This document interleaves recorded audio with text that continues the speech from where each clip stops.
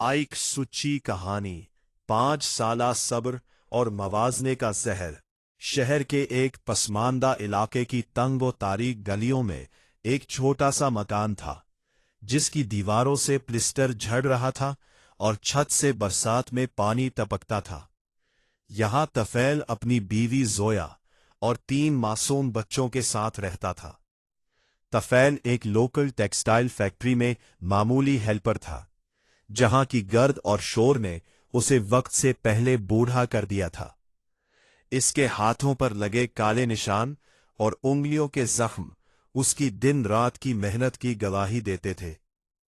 जोया, जो कि एक मुतवस्सित घराने से ताल्लुक रखती थी, शादी के इन 5 सालों में ही जिंदगी से बेजार हो चुकी थी।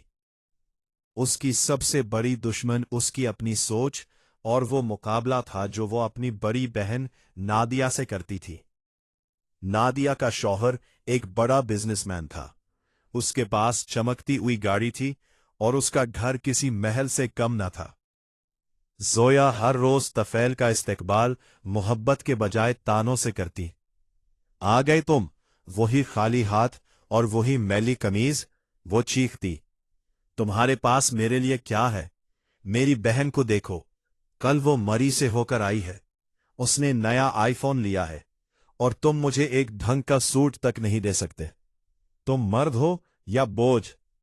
तफैल खामोशी से पानी का गिलास पीता और कहता, जोया, मैं फैक्ट्री का एक छोटा सा वर्कर हूं। मैंने कभी चोरी नहीं की, कभी हराम नहीं कमाया। मैं डबल शिफ्ट लगा रहा हूं ताकि तुम्हारी और बच्चों की जरूरतें पूरी कर सकूं। बस थोड़ा सब्र करो, अल्लाह बेहतर करेगा। लेकिन जोया के पास सब्र का कोई खाना नहीं था। वो उसे कोसती, उसे मनहूस कहती और अक्सर घर छोड़कर जाने की धमकियां देती। वो उसे कहती कि वो एक करीब और नाकाम इंसान के साथ अपनी जवानी बर्बाद नहीं करना चाहती। एक दिन जब तुफैल घर आया तो उसके हाथ में सिर्फ 1 पाव कीमा था। जोया ने वो थैली उठाकर किचन के फर्श पर फेंक दी। ये है तुम्हारी औकात? 5 साल से मैं उस घर में सड़ रही हूं और तुम 1 पाव कीमा लाए हो? मेरी बहन के घर आज मटन कढ़ाई बनी है और यहां कुत्ते भी ये कीना ना खाएं। तुफैल की आंखों में आंसू आ गए। उसने वो कीमा जमीन से उठाया और खामोशी से बाहर निकल गया। वो रात उसने भूखे पेट सड़क पर गुजारी, ये सोचते हुए कि क्या गुर्बत वाकई इतनी बड़ी गाली है। आखिरकार तुफैल ने एक बड़ा फैसला किया। उसने अपना आबाई मकान गिरवी रखा और एक एजेंट के जरिए अरब मुल्क का वीजा हासिल कर लिया। जोया की आंखों में पहली बार सच्ची चमक आई। उसे तुफैल के जाने का कोई दुख नहीं था, बल्कि आने वाले रियालों और डॉलर की खुशी थी। जाओ, उसने कहा, वहां जाकर इतना कमाओ कि मुझे किसी के सामने शर्मिंदा ना होना पड़े। तुफैल अपने मासूम बच्चों को छोड़कर परदेश चला गया। वहां जाकर उसे मालूम हुआ कि जिंदगी इतनी आसान नहीं जितना उसने सोचा था। वो तपती धूप में, जहां दर्जा हरारत 50 डिग्री तक पहुंच जाता, 12-12 घंटे काम करता। वो एक छोटे से कमरे में 12 दूसरे मजदूरों के साथ रहता, जहां एसी भी ठीक से काम नहीं करता था। उसका खाना सिर्फ सूखी रोटी और सादा दाल होती, ताकि वो एक एक रियाल बचाकर घर भेज सके। घर में जोया की काया पलट गई। पहले 2 सालों में उसके पास इतना पैसा आया कि इसने महले भर में अपनी धाक बिठा दी। नया फर्नीचर, महंगे कपड़े, सोने के भारी जेवरात, इसने वो सब कुछ खरीदा जो वो अपनी बहन के पास देखती थी। वो अब खुश थी, लेकिन ये खुशी तुफैल के खून और पसीने की कीमत पर थी।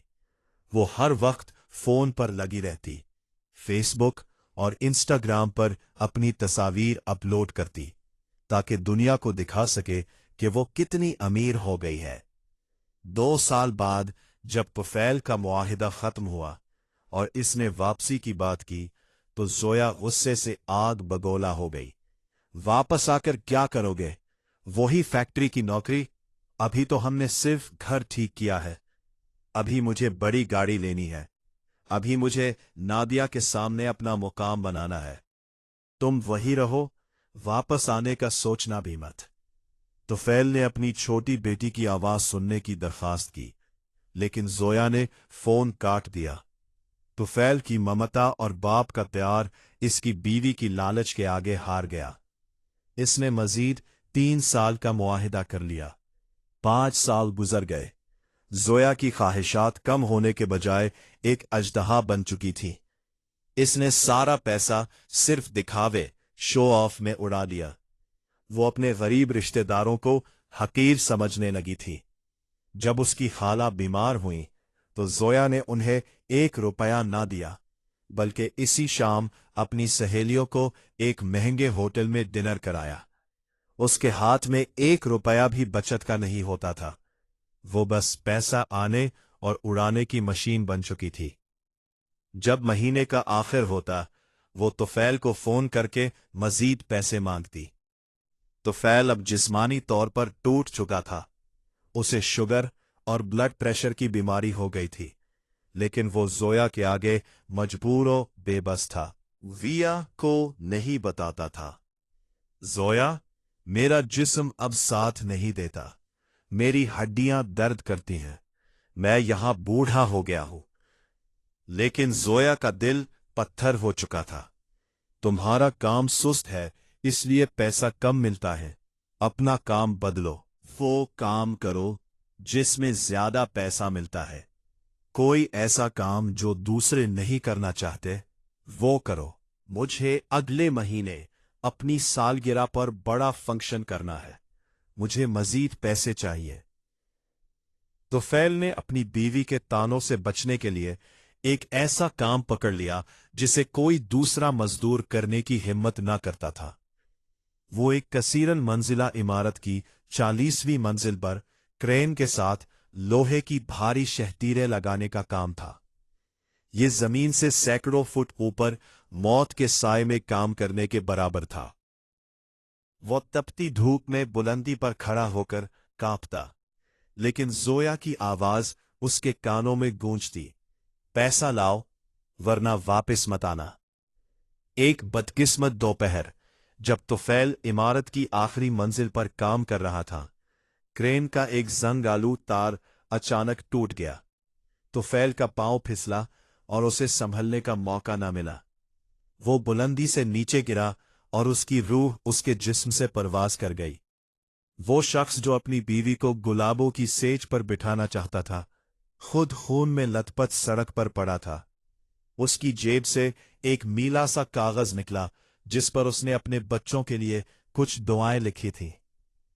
जब तुफैल की मैयत गांव पहुंची तो जोया पर जैसे आसमान गिर पड़ा। लेकिन ये दुख सिर्फ शौहर के जाने का नहीं था, ये उस अय्याशी के खत्म होने का भी था जिसकी वो आदी हो चुकी थी। उसने अपनी बहन, अपने भाई और उन सहेलियों को पुकारा जिन पर उसने लाखों रुपए उड़ाए थे। लेकिन वक्त बदल चुका था। उसकी बहन ने उसे तसल्ली देने के बजाय कहा, जोया, तुमने उसे मजबूर किया था कि वो वापस ना आए, अब रोती क्यों हो? उसके भाई ने उसे बोझ समझकर किनारा कशी कर ली। आज जोया इसी छोटे से घर में अकेली बैठी है।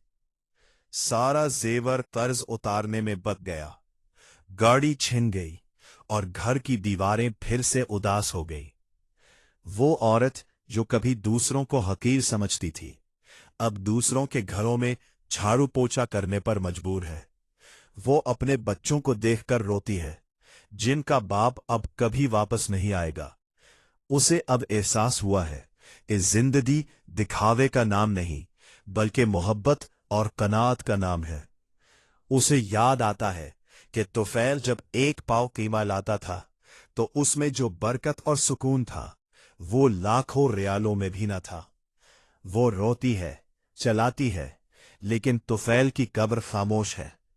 उसने बहुत देर कर दी थी। अगर इस कहानी ने आपके दिल को छुआ है तो इंसानियत के इस पैगाम को फैलाने के लिए 11 स्टार इंफोटेनमेंट को जरूर सब्सक्राइब करें और बेल आइकन दबाएं ताकि नेकी और सच्चाई का ये सफर जारी रह सके। आपका एक सब्सक्राइब میری حوصلہ افزائی ہے کہ میں ایسی مزید سچی کہانیاں آپ تک لاتا رہوں۔